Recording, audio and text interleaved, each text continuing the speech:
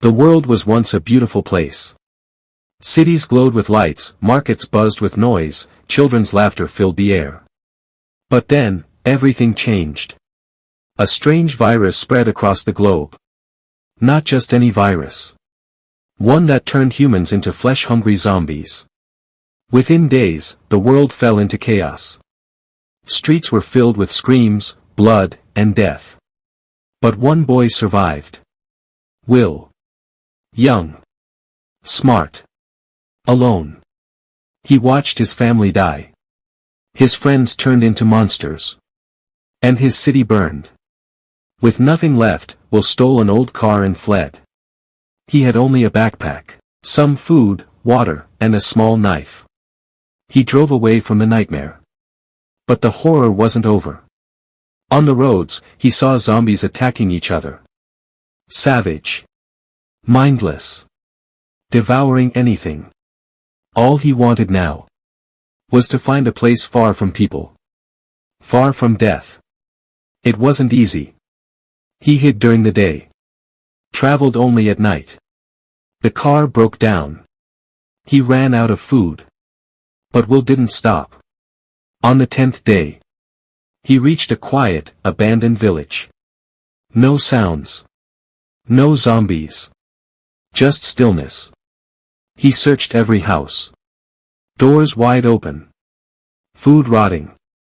But not a single creature in sight. He claimed the safest, strongest house. Made it his home. And then, a new life began. Will planted seeds. Grew vegetables. Collected rainwater. Every night before sleeping, he checked every window, every door.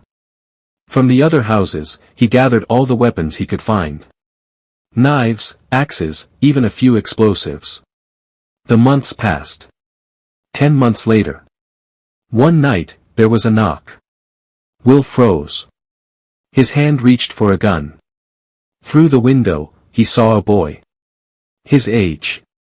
Shivering. Bleeding. Torn clothes. Will hesitated. But then slowly opened the door. The boy stepped in. His name was Joseph. Will cleaned his wounds, gave him warm food and clean clothes.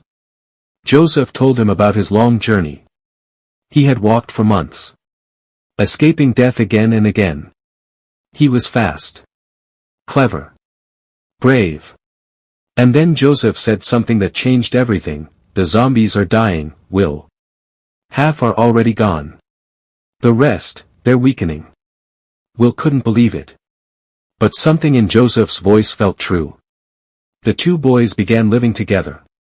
Working side by side. Sharing stories by the fire. Now, they were no longer alone. And as the days passed, a new hope began to grow. They dreamed of a time when the world would be clean again. And they'd walk into the cities, not as survivors, but as the first to rebuild.